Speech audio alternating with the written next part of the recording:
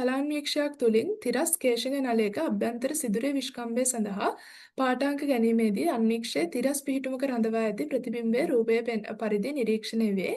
ප්‍රතිබිම්බය හරස්කම්බි මැදට සම්මිතිකව ගෙන ඒම සඳහා තිරස් දල සීරුමාරු ඇනය තිරස් සිරස් ඇන ගැන තමා කියන්නේ.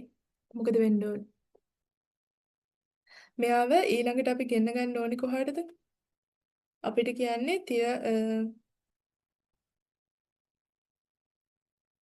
මෙයාව දැන් මෙතෙන්ටනේ ફોකස් කරලා තියෙන්නේ. මෙයාව ඊළඟ අවස්ථාවේදී අපි හරස් කම්බියෙන්ම අයින්න මෙන්න මෙතෙන්ට තමයි ගේන්න ඕනේ. අපි දන්නවා චලන්වීක්ෂයක අපිට පේන්නේ ප්‍රතිබිම්බයේ උඩි යටිකුරු වෙලා අපවර්තනය වෙලා. එහෙනම් දැන් මේකේ අපිට හිතෙන විදිහට නම් මේ හරස් කම්බි කොහාටද යන්න ඕනේ?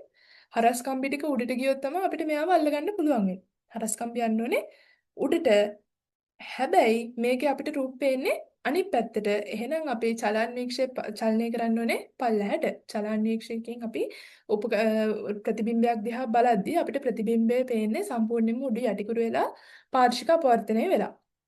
එතකොට උඩු යටිකුරු වෙලා පේන එකේ දැන් මේකේ පේන විදිහට නම් අපි හරස් කම්බිය ගෙනියන්න ඕනේ උපකරණය ගාවට යනකම් උඩට තමා ගෙනියන්න ඕනේ. හරස් කම්බිය උඩට යන්න ඕනේ.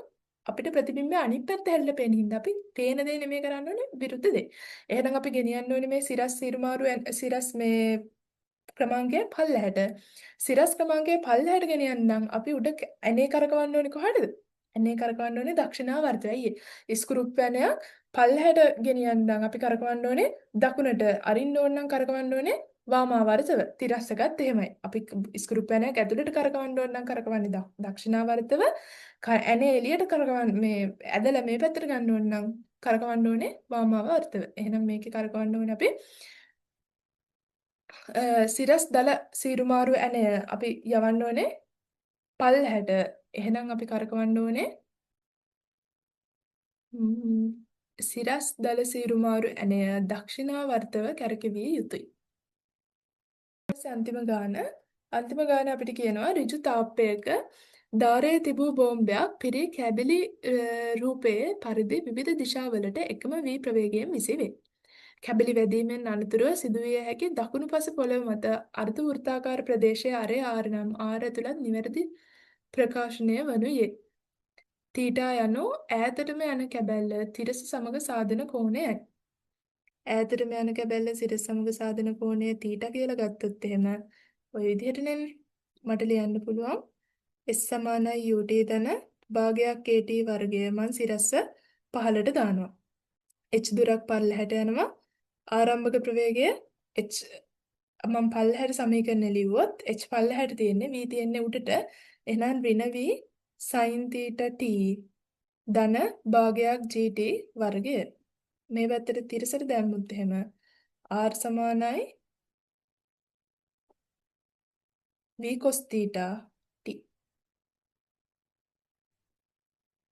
අපිට මොකද කරන්න පුළුවන්? t වයින් කරගන්න ඕනේ. මම මේකෙන් t යුක්ත කරන්නම්. t කියලා කියන්නේ r බෙදීම v cos θ.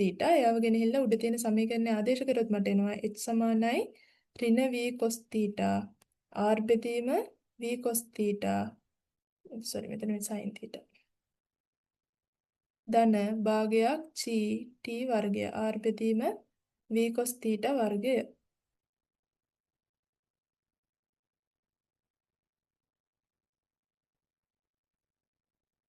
උත්තරේ මේක නේද? v v කැපිලා යනවා. මෙතනින් එනවා ඍණ v tan θ r ඍණ r tan θ කියලා. v එක කැපිලා යනවා. ඊට පස්සේ මේ පදේ හැමම එනවා. උත්තරේ 3. හරි නේද? එතනින් 2025 රොයල් එකේ පේපර් එකත් අවසන් වෙනවා.